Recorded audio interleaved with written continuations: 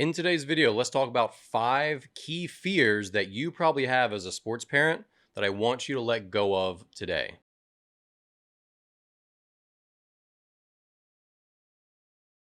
All right, so if you're new here, I'm Dan Blewett. I'm a former pro baseball player, and I teach mental skills, baseball and softball instruction, and I speak to baseball and softball and all sports families here on the web. So, having owned a baseball and softball academy myself, I've dealt with a lot of parents. I've seen a lot of families, and I've seen a lot of kids. One of the big things that can help a young player get further in their sport is when their parents know what's good and bad for them long term. This can be really tough to figure out, especially if you didn't play yourself and you're not sure what's developmentally right for them and what's not. But there's a lot of fear and fear of missing out that really ends up hurting kids more than it helps them. And these are all specifically related to you as parents. So, the first fear that I want you to let go of as a youth sports parent is the idea that your kid is going to be left behind. This is something that's made worse through gossip in the bleachers, from marketing, from expensive teams that are like, hey, you've got to do this. If you don't get on this early, if you don't get on that expensive travel team when they're 11, they're not going to be able to be on that team when they're older, and then they're going to miss the boat. They're not going to make their high school team, et cetera, et cetera. Most of that stuff is untrue. There are definitely checkpoints when you want to make a really great team and get great coaching, but it's really not the case when you're really young. Those milestones start to hit around 14, 15, 16, depending on the sport. But really, you can't let yourself get consumed with the fear of your kid not having a chance in sports just because they didn't make the 10U team or the 12U team, or they didn't sign up for this $5,000 a year 13U team. Just relax. If your kid continues to develop and loves the sport and wants to practice and gets to practice in an unstructured way, go out in the backyard and they'll shoot hoops or throw the football or kick the soccer ball or do whatever. Those things long term are going to make them great athletes. So don't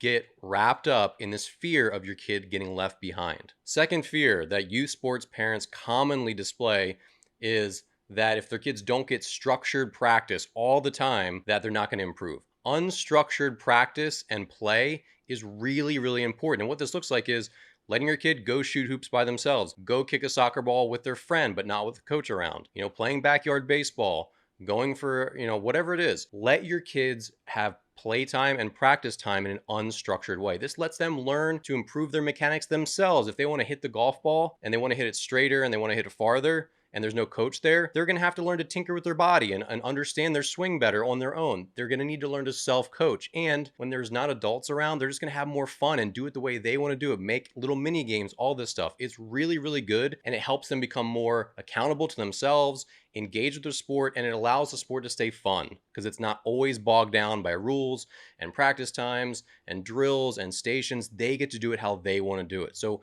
don't be afraid of your kids having unstructured practice and playtime. Number 3 fear that youth sports parents commonly have is that if their kids don't train and practice and play year round, they're going to get left behind. Yes, we talked about being left behind before, but more of a sense of like keeping up with, all the teams and expenses that you have to have. But I promise you that just because some kids choose to train year round does not mean that you'll get left behind if your kid doesn't. I'm a good example. I played baseball from spring until the end of summer, and then I did not want to play baseball in the fall, and then I could not play baseball in the winter. I became a pro baseball player. I was very, very good. So clearly it can work. There's tons of other examples like this, like me, who, the kids play football in the fall and they play basketball in the winter and they still become amazing athletes. Don't get obsessed with the year-round training. Now, in high school, if your son or daughter really wants to commit to one sport, and they don't want to play basketball anymore, they don't want to play golf anymore, whatever, they want to just focus on one, that's a realistic choice to make it 15 or 16 because, yeah, you really need to hone in if they really want to play in college, for example, whatever. There's times to really focus and maybe start to expand the amount of time they train and practice. But that time is definitely not when they're under 15 years old. Definitely not. Give your kids time off. It's not going to let them get stuck behind. They will still develop, they will still succeed, and you won't burn them out because one of the biggest ways for your kid to not, reach those big checkpoints or reach their long-term goals is by being burned out and by hating the sport and thinking it's their job. And if they're practicing year-round, they're probably going to eventually get to that point where they feel like it's more of a job than a fun thing that they do, and they're going to want to quit. Number 4 fear that youth sports parents should let go of is your kid getting injured. Now, hear me out. Yes, your kids should be doing injury prevention exercises especially when they're a little older, like 13 and up, especially in sports like baseball or volleyball, where there's a lot of injuries, and some little shoulder care exercises can really go a long way. So yes, you should do injury prevention as an athlete, but as a parent, you can't protect your kids ultimately from getting injured. I had 2 major elbow surgeries. You can see the scar here. And what I learned from it is that, 1, I didn't die. 2, yes, it was hard and disappointing and physically painful, but I'm still here. I learned a lot about work ethic. I learned a lot about resilience, and I learned to love and appreciate my sport more. And I started working a lot harder because I knew that I had to do new things to stay on the field and to stay healthy and to avoid future injuries. So I get lots of emails from parents who are like, I just don't want to see my kid get injured. And that is, again, a very valid way to feel. And you should, again, put the things in front of them so they can have resources and have workout routines and exercise if they want to do them to prevent injury. But you can't prevent that slip and fall. You can't prevent all these different things that ultimately end up in injury. And if your kids do get injured, yes, it will be disappointing. Yes, you'll be as crushed as they are as a parent, but they'll get through it. They will. They'll be fine. They won't die. They'll live to fight another day, and they'll probably learn a lot of really positive lessons as they rehab from that injury. And the number 5 fear that a lot of youth sports parents have is just that your kid is going to fail, and they're going to be upset, and they're going to come home disappointed from practice, or they're going to get cut from a team, be really embarrassed and ashamed. You have to let go of those. In the real world, there is lots of shame. There is lots of cutthroat environments, like in the workplace, in dating, all these places. There is a lot of hard stuff out there in the world. And sports allows your kids to go through those things in a pretty controlled and easy environment, right? And I had a lot of failure. I've been chewed out by coaches. I've been cut by teams.